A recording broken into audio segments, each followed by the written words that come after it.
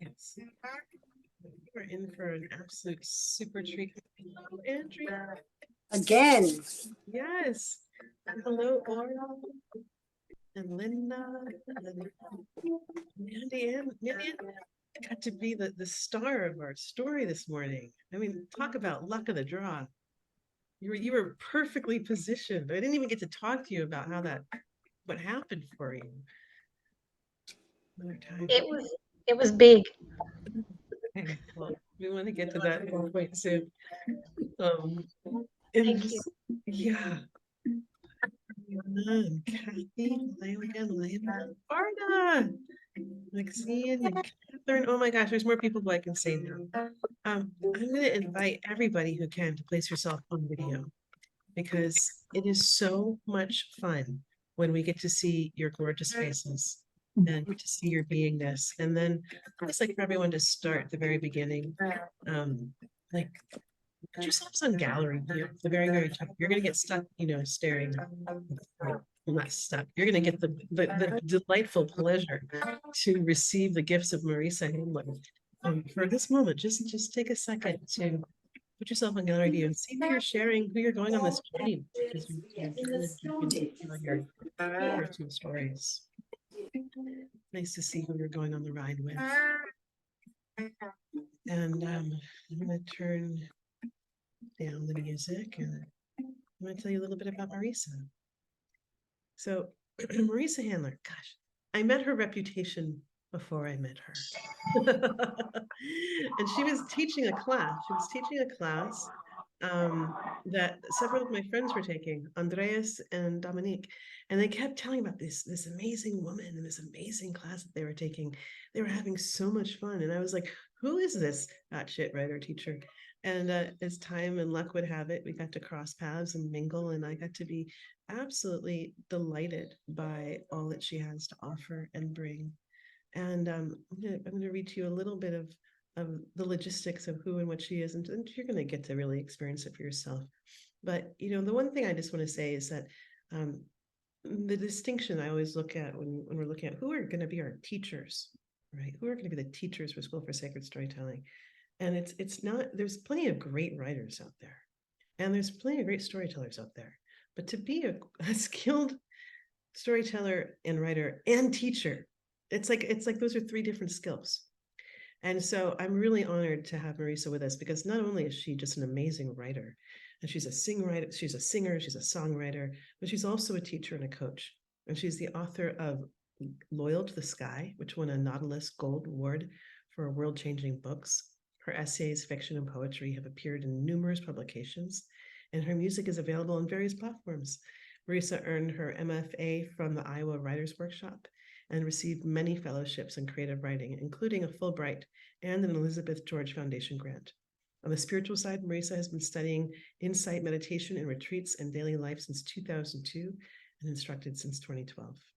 It continues on. She's a certified facilitator with the work of Byron Katie, and she's a practitioner of authentic movement and somatic experiencing, various forms of dance. Look at that, someone who can be in their mind, their heart, and their body. I can't wait to hand the mic over to Marisa and enjoy your time. Thank you, Leah. Okay, I want to change this so I can see all of you. There we go. Thank you, Leah. It's really an honor to be here, and I've just to be friends with Leah and following this journey, and what you're creating here is amazing, and I'm so happy to support it. It's lovely to see some of you here that I know and even know well, and I'm delighted to see new faces of people that I haven't yet met. Leah, you've done an amazing introduction. I don't know what here's what I'll say. I love teaching memoir because this is such rich territory. So we're going to go deep and we're going to go wide here. And at the end, I will share a couple of goodies. So stay on for that. I want to actually begin by offering some framework, drawing from, given this is the School for Sacred Storytelling, drawing from myth, drawing from some of our, really some of our oldest cultural framework. So in Greek mythology, the goddess of memory, her name is Mnemosyne. It's M-N-E, and so there's lots of words rooted from that, right? And she, according to one of the creation stories, was one of the Titans. First, there was Gaia, there was Earth, which emerged from chaos, which gave birth to Uranus, heaven, and Pontus, sea. And then Gaia and Uranus gave birth to the Titans.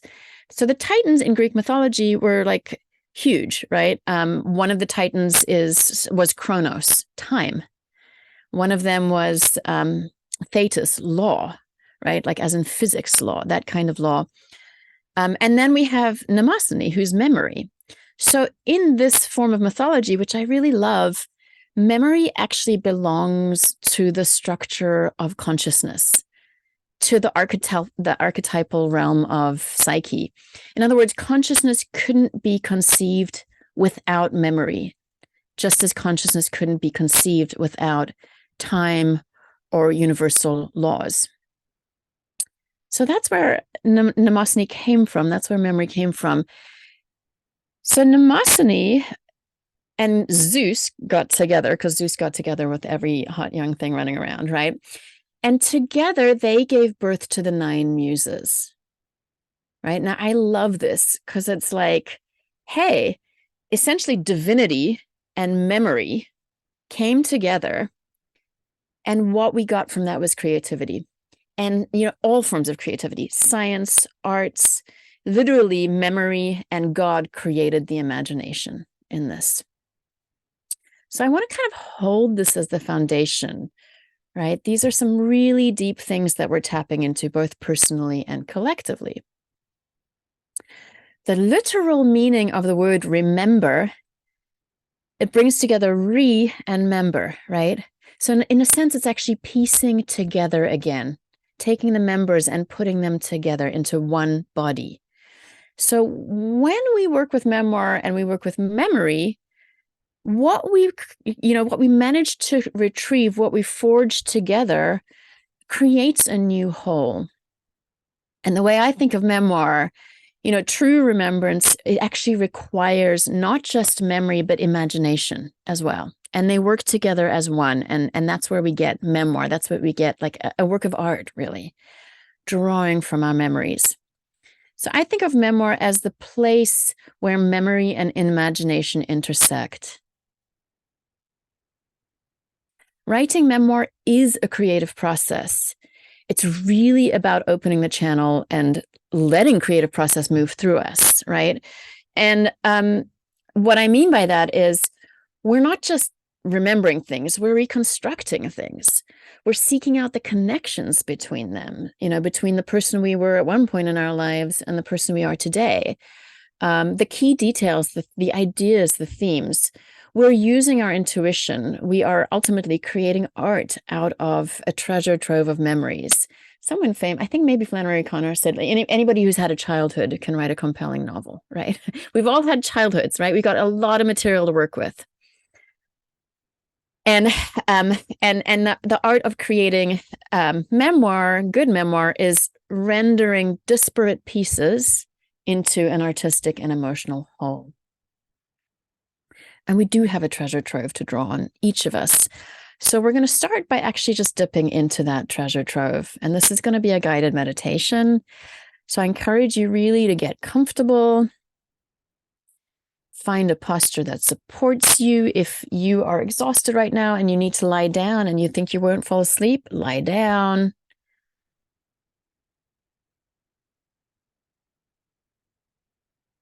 If it's right, close your eyes and just let yourself land in the body. Just noticing, how's the body now? Probably different than it was even 10 minutes ago. And as you land, also noticing the breath, noticing what is supporting you.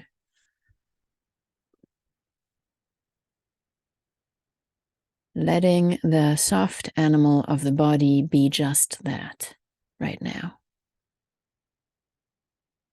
Thinking at the periphery as you sink into just being, body, breath, being.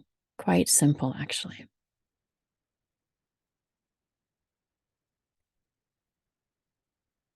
And from this place, as you breathe, I'd like you to begin moving backward through your day.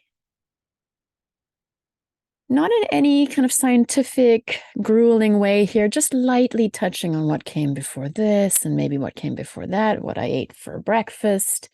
Just kind of moving through your day. And then actually moving through the night. Possibly you remember a dream or three. Last night, dinner yesterday. And beginning to, we're traveling through time here. So letting it get a little looser and broader as we keep going back. Events from yesterday. Things you remember from the weekend. Last week. Again, we're not hunting here, we're just seeing what arises. And we're going to go move further back. Kind of just watching time move beneath us the way, in those old time movies, calendar pages, they kind of ripped through. They ripped through a year at a time, right? We're going to be moving backwards through time. Earlier this year, New Year's, last year, and then moving back through a few years, moving back, until you start to get a sense of your whole journey, your recent journey, maybe the past decade. And also, this might be a little fainter, the decades prior. And continuing to move back until you have a sense of your entire life spread out before you.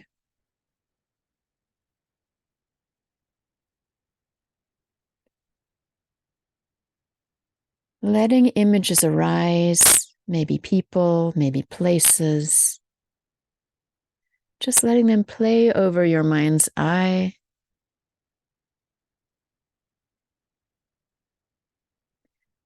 And as you step back, as you look at your entire life here, just get a sense of, is there any moment that's drawing me?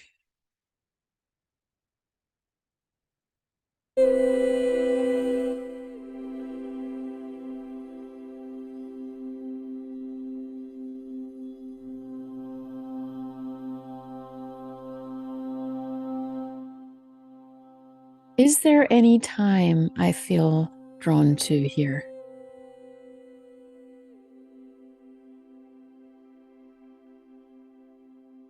It might be quite specific, or it might be a certain span of time, adolescence, the divorce,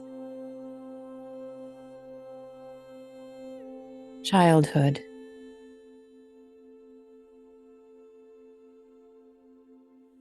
And when you have a sense of that, I'd like you to actually imagine yourself moving towards that period of your life. Like actually the adult you, the you today, stepping into that time and place.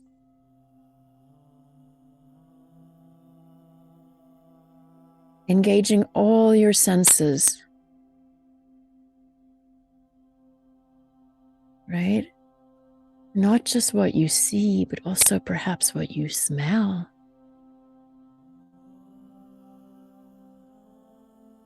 What you're hearing.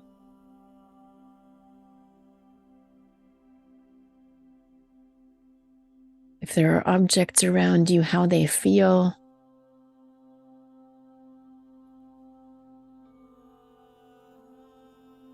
Getting as specific as possible. If there are people, what age are they? How close do they stand to you in proximity? If they're talking, what are they talking about?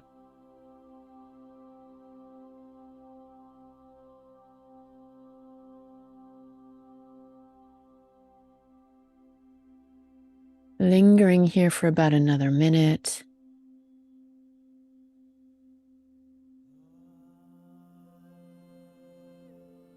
If you've been quite narrow, perhaps letting the mind's eye get a little broader, taking in what's around you, surroundings, other people,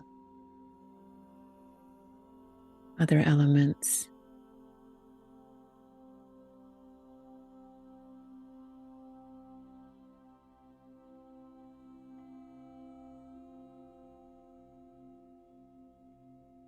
And then as you're ready, we're going to begin gently to move away and back into our present selves, taking your time with this transition. We're not leaving it, we're just stepping away for a moment here.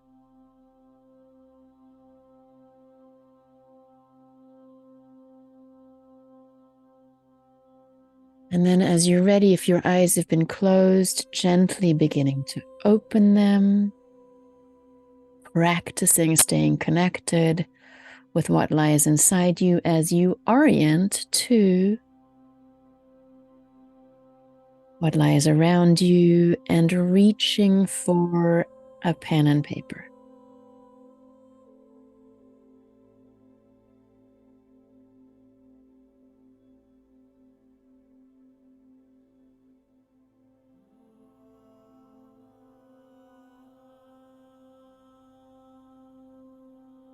And we're going to do a free writing exercise from here.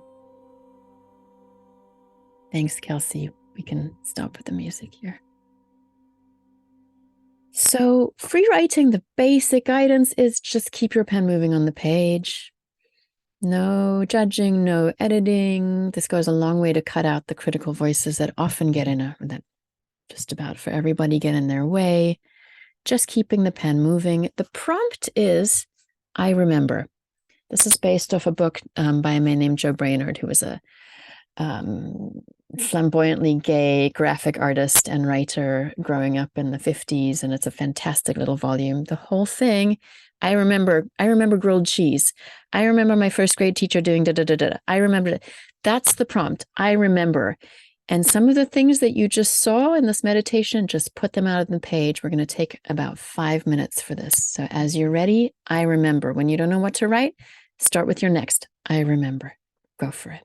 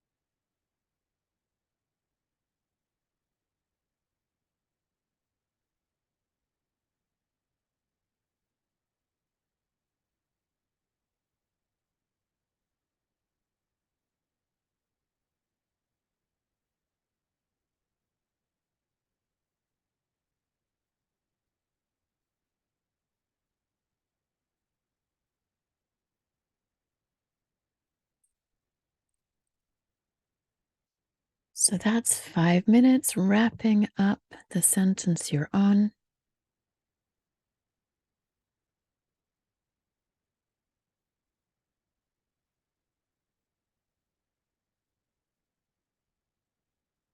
If it felt like you could keep writing for a long time, I encourage you to come back to this at some point later and give it that time.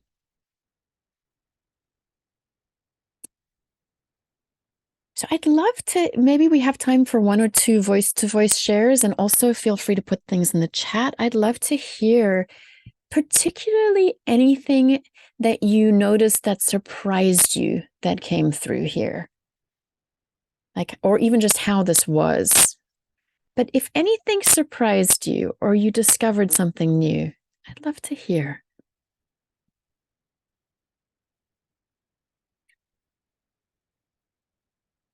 And I'm not sure how we're doing this, Kelsey, if we want people to raise hands or just unmute themselves.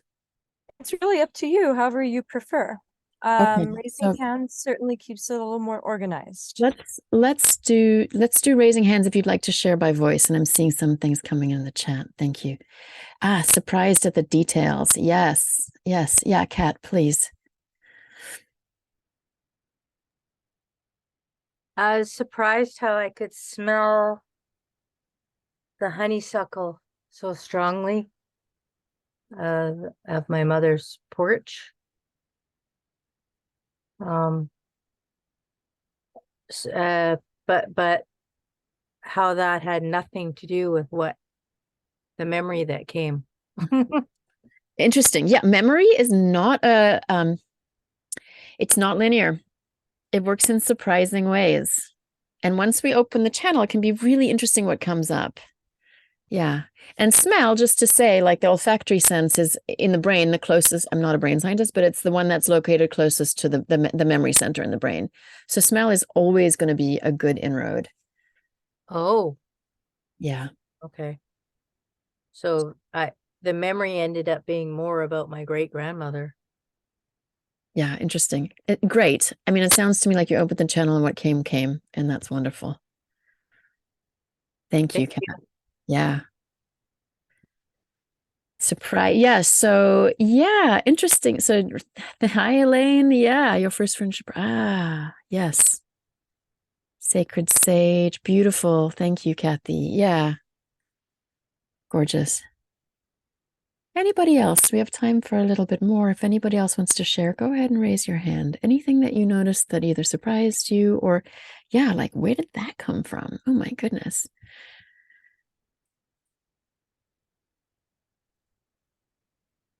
Lisa, yeah.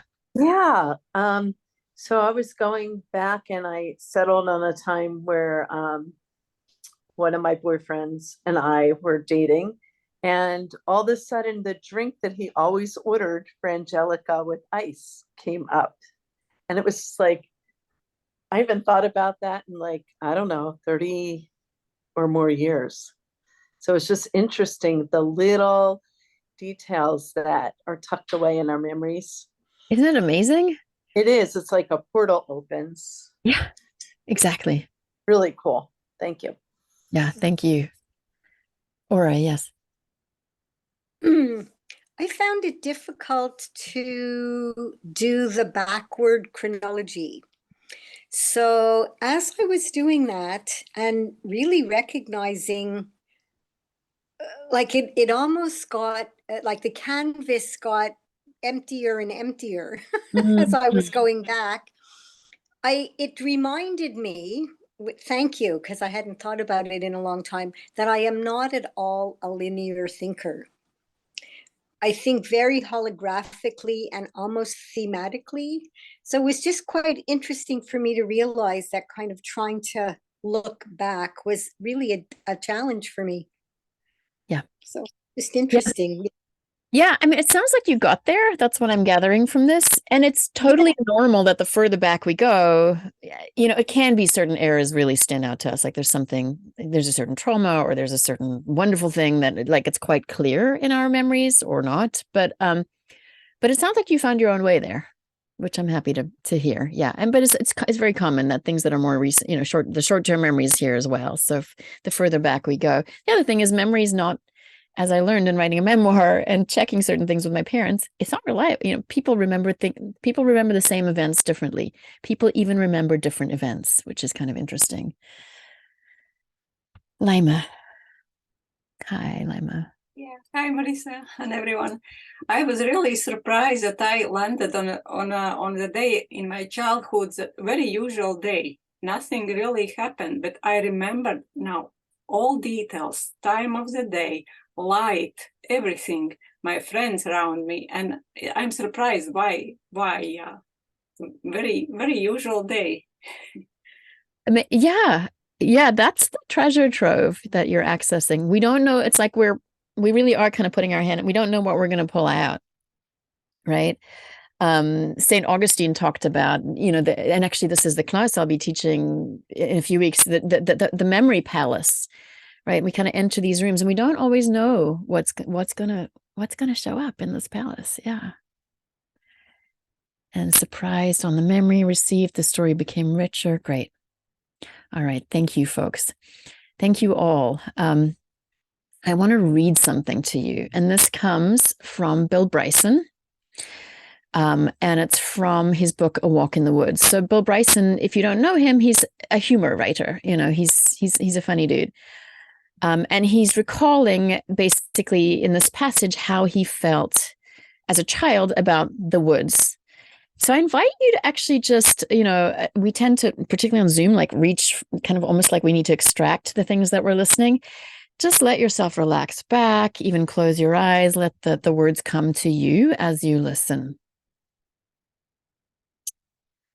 The woods were full of peril, rattlesnakes and water moccasins and nests of copperheads, bobcats, bears, coyotes, wolves, and wild boar, loony hillbillies destabilized by gross quantities of impure corn liquor, and generations of profoundly unbiblical sex, rabies-crazed skunks, raccoons and squirrels, merciless fire ants and ravening black fly, poison ivy, poison sumac, poison oak, and poison salamanders, even a scattering of moose lethally deranged by a parasitic worm that burrows a nest in their brains and befuddles them into chasing hapless hikers through remote, sunny meadows and interglacial lakes. Literally unimaginable things could happen to you out there. Right, and goes on. I wonder if I can actually put this in the chat just so you can see it. So the first paragraph that I read, oh yeah, I could. Cool. It's actually all one sentence separated by semicolons. I believe it's all one sentence, right? Jam-packed with specifics, basically, creatures. I love, and it's hilarious, right? Loony hillbillies destabilized by gross quantities of impure corn liquor and generations of profoundly unbiblical sex. Like to me, that's laugh out loud funny. Like it's pretty funny.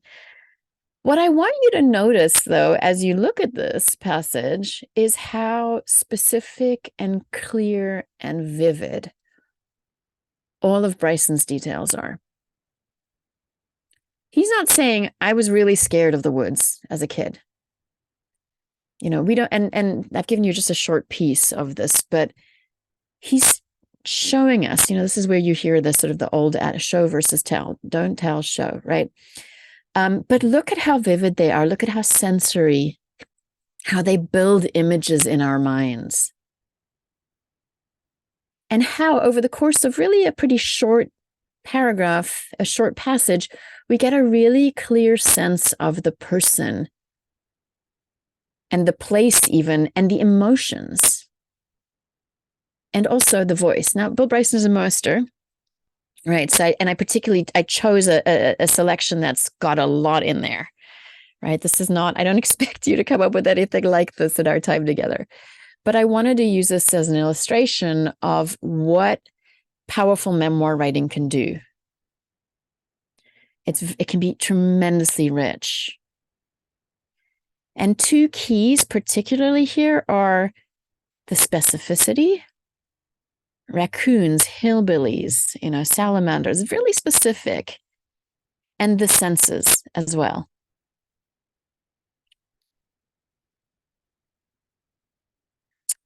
And I'd like you to look at your own list of I remembers that you just made. And you're going to pick one to work with a little bit more now. So of every, you might have put down, you might have just done one, actually. You might have done 3 and you might have done 20. I don't know. If you just did one, that's the one you're going to go with. If you have a few, I'd like you to choose one that has energy. There are the memories that you know will make good stories. They're probably the memories you've told as stories many times to people who are amused or shocked or whatever, right? I don't want you to go with one of those. Rather than something that you already know is a good story, I want you to choose something that it feels like it has some power and energy for you. You don't need to know why. It's just, yeah, I want to go in this direction.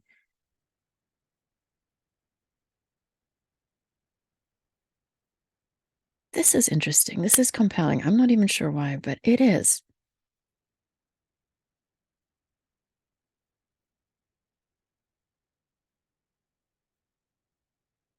Usually when we have that sense, there's a sense of energy or of power or draw. With memoir, I think it's because there's something to be discovered, something that we have that we can discover through the writing of this. And really only through the writing of it do we discover the treasures, right? So has everybody chosen something to work with here? Yeah, I'm seeing. Okay, good. So what we're going to do, we're going to take about 10 minutes here to write this memory. Okay? Remember, Namasini gave birth to the muses, to imagination. I'd like you to give yourself a lot of poetic license here, right? Allow your imagination and your intuition to guide you, both in where to go as you write and also in allowing yourself to reconstruct. This is a question I get asked a lot when I teach memoir. Well, how do I have to get it right? You know, ultimately what we're looking for with memoir is emotional fidelity. This is you are writing memoir. You get to remember, it's how you remember it. Even if your sister or brother remembers it differently, we're going with your memories here. And you can build on what's missing. That's reconstruction. Key tool in any memoirist's toolkit, right? Particularly, by the way, if you happen to be writing dialogue, which we almost never remember dialogue word for word, right? So we're going to take about, let's do a little less than maybe like 8 minutes here. Go ahead and write. You don't have to finish the whole thing, but just get started. Go in. Let your intuition, let the energy lead you here. Have fun. This is not a big, serious, heavy thing. This is exploration. Go for it. If you have questions, you can put them in the chat. I'll be here answering them.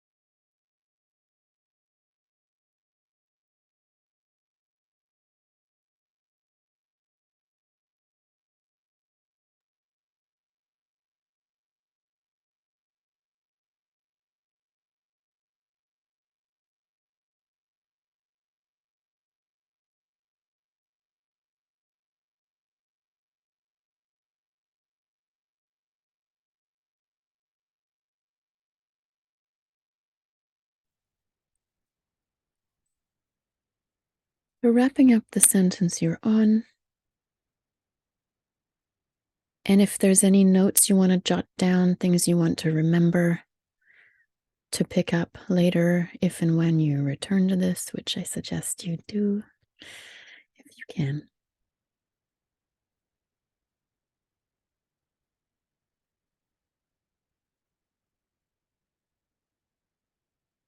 A word after a word after a word is power, said Margaret Atwood. So more power to you. Good job, everybody.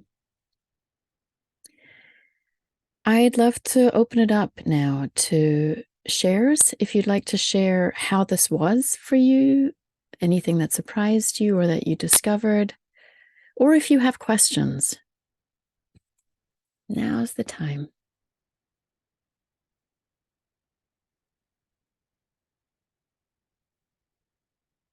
Yeah, Kat.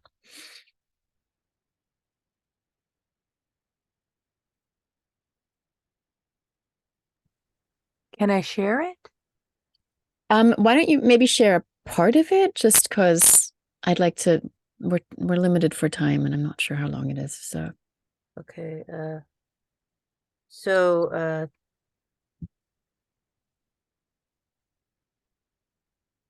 I close my crow's feet quotation eyes and smell the potency of my mama's honeysuckle from her front porch of one 1980s hot summer of my teens. I'm running down the steps of that porch as my mom's chasing me, yelling after me that I'm never to see him again. I run and run, my eyes stinging from sweat and tears, until I reach the warm embrace of my Mumpsy.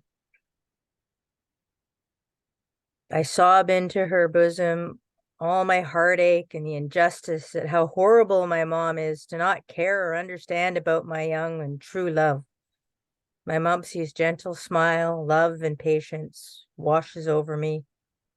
I snuggle into her as she comforts me with her gentle voice, words, and story of her own young love Thank and you, Kat. her marriage, arranged marriage to her husband, my great-grandfather Price. Thank you, Kat. Yeah, wonderful. I love particularly some of the details in the beginning, that kind of just really running out. I could see that, all of that. So when we write people that we know well or have known well, it can be challenging because we know them so well, it's like they're etched into us, right? So how do we present them to someone else, right? So it can often be like, oh, okay, like I actually have to sit and meditate on this. Like, what does my mother look like, or my grandmother, or whatever? Like, what are the distinct details? And it might be that there's a bunch of stuff that comes forward. And then from that, you want to draw the key specific details. Well, the person has a tick, or the way her collar is always rumpled, or whatever it is, right? To show that person to us, the readers. I had a very clear sense of emotionally your grandmother. But I wanted to see her too. Thank you so much, Kat.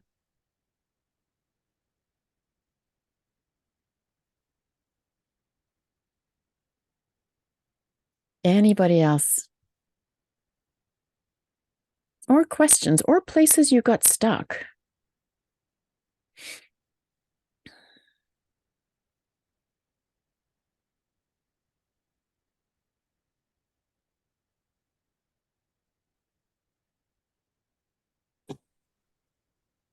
Varda, yeah. Well, I wrote about my grandmother too, but my grandmother's apartment, and there were many details that were really striking to me. Riding the subway and how the air and the whole subway tunnel felt to a little girl, and being in between my parents in the middle of them being swung every once in a while, that secure feeling. And then going up the stairs, I wrote the air smelled heady and full of green and city, because there was a florist shop there. Lovely, yeah. tubs of flowers and describing those flowers. They were red and white carnations that my grandmother used to keep in her apartment. They were always red and white carnations, and sometimes pink carnations in this, a very uniquely shaped vase on an Italian marble table. So there's lots of details. And I've been in that apartment as a little kid till I was a teenager. And when I first wrote, I wrote like I was there till I was a teenager with pointy shoes that crimped my toes. And we would watch TV. The kids would watch TV while they talked, and just what was on TV and how we felt. So, just one little thing opens up so many worlds and all the details. I could go on and on. My grandfather's angelfish, the black and white, my grandmother making Jiffy popcorn as I sat on a yellow high chair. And it's just tremendous. And then it could open up into the emotional realms. Yeah. But I think that it has to be done very subtly and not, bang people over their head with it. Let the details speak for themselves. Well, I love that all of those details came through for you, and that it was so vivid. I think that's, again, some of really the magic of memoir, right? We go in there and it's like a whole world in there, as we've touched on. And so for first draft, for anything, by the way, first draft, like, Anne Lamott talks about the shitty first draft, right? We want to let it be messy. We want to let it be ugly. And, it doesn't need to be elegant or neat or tidy. But ultimately what we want with memoir is we want to choose the resonant, what I would call the resonant details. In other words, we could, if we're writing a grandmother, right, there could be a million details if we really go in there, right? But we want to choose the top 3 or 5. It's going to really show her to the reader. That's what I mean by resonant details, the things that are memorable. Sometimes these will be the things that are most memorable to you, actually. But the lavender smell or the powder on her cheek or the whatever it is, right? Those specific details. When you read a good writer, whether this is memoir or fiction, you'll notice that pay attention to how they construct character, what the details they give are of that character. Best way to learn how to write. Pay attention to good writers and what they're doing. Mandian, started to discover what. Yes, okay, beautiful. So Mandian writes in the chat, discovering why it was a significant memory to begin with. Yeah, that's going to happen. Right? There's something that draws us to us. We don't need to know what. We just trust that energy. Elaine, please. I have a question. Yeah. Because I'm really not certain exactly what falls under memoir. And so what I wrote, basically, I had a relationship. It's a little hard to hear you. I think I'm making most of it out, but yeah. But I think you had something covering the mic. Is it feeling better? You sound a bit underwater, but it's a bit better. We're going to take. Okay, if that's not better, then I'll just pass. Elaine, Okay. Or maybe copying it in the chat. Maybe put it in the chat. Yeah. Yeah. Okay. Thank you, Elaine. And I'll take one more. Kathy. Hi, Kathy. Yeah. Go for it. When I first started writing, I thought I was going in a certain direction, and as I got, it was a heavy thing. And when I started getting through it, I started getting distracted by another element of the story and got away from the character. Yeah. My mother, and it got into a political thing. And so me keeping focused on, or keeping my intention in mind and discerning and trying to stay on track, but it just took off by itself into another realm almost, that, and it got away from a memoir passage. Yeah, I mean, so that could be a couple of things.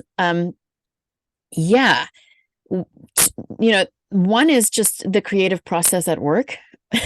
where it does take us places we didn't expect. That's why I'm emphasizing like imagination is actually very important. Creative process is very important for writing memoir. The other is sometimes if it is something that's big and heavy, if we're writing about trauma, some part of us might not be ready to go there, right? And so it might be pretty clever about sidetracking us. And we want to actually respect that. Like we may not be fully ready to go there, and that's okay. You know, or we can, yeah. Yeah, I do. Yeah. Thank you. I get it. Yeah, thank you. Yeah. So I want to speak a little bit to things in the chat, and then I'm going to move towards closing here. Yeah. So April encephalitis, right. This is an interesting point.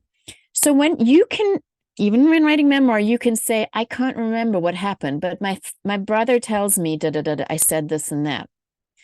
I don't have a strong memory of the time, but, you know, I was ill and and it was, you know, in other words, you can still write about something, even if you don't remember, right? Even if you don't remember, you can, you know, when I think back on that time that I cannot remember, I imagine myself lying in a bed.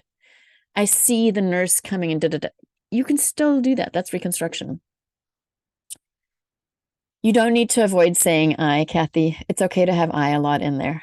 Yeah, it's memoir. So when you write memoir, by the way, this is important. You're the primary character. You may think it's about your mother or the thing that happened to you, but actually you're the primary character.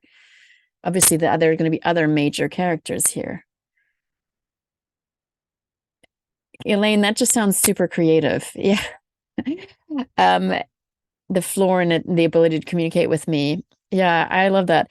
I will say this, nonfiction is daily, like it's just expanding as a genre, and there's something called the lyric essay, which is debatable with. It's called nonfiction, but it's kind of closer to fiction. There's lots of hybrid forms. So what I will say is whether we're going to call it straight memoir or something else, there's a place for it. Okay. I want to offer you a couple of things. One is just a free gift to kickstart your writing, right? So if this felt helpful, I'm going to put this in the chat. It's a kickstart guide, get your writing going. There's a guided meditation to drop you in deeper, prompts to get you writing on a daily basis, and a song to inspire you. And then the other thing is an Unleash Your Creative Genius breakthrough session. So this is actually a complimentary session that's valued at $300 that I offer. You come together with me in sacred space to really explore what your creative vision is, what's gotten in the way, and how to get there. I'm going to drop that in the chat. You can apply for that there if you'd like. So this has been a joy. I'd like to invite each of you to come back to yourselves, closing your eyes if that feels right.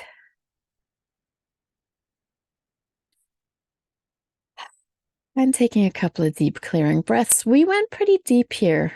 We really did in a really quite a short amount of time. So I'd like you actually just to come inside and honor yourself. And honor also the younger you, the one who showed up today, right? You might even visualize yourself at that age. Just thanking them for coming through.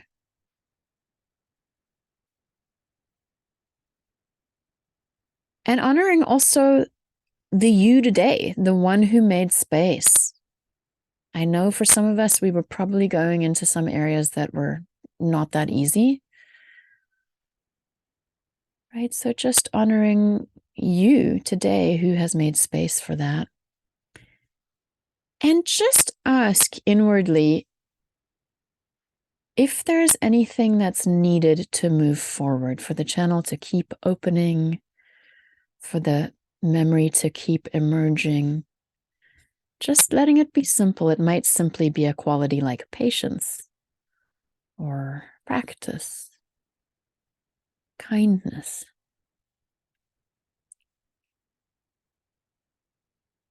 And whatever you hear as you go inward, just committing to that place inside you.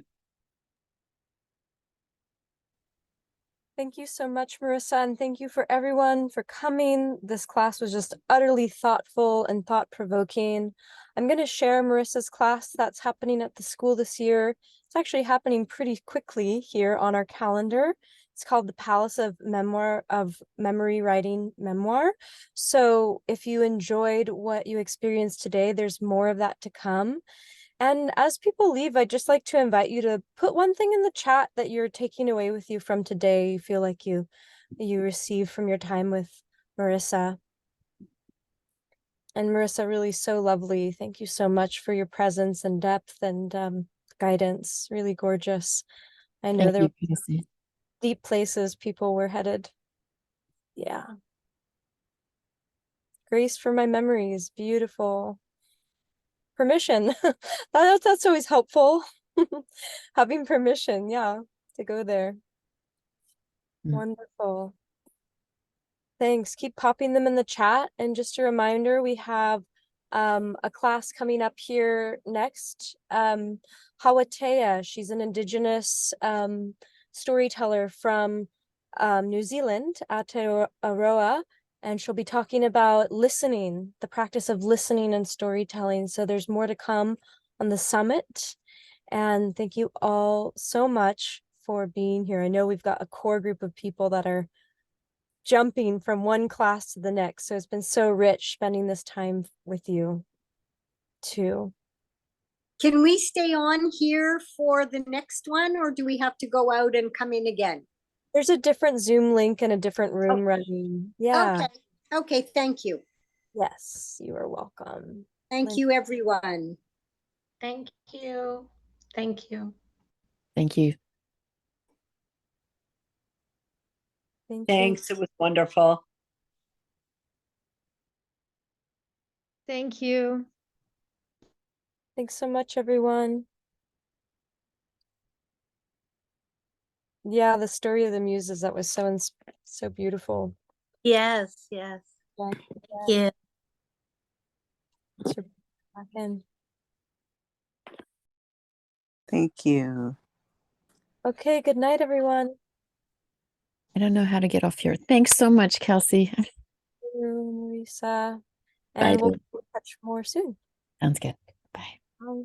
Oh, there we go. Because if I ended, then okay.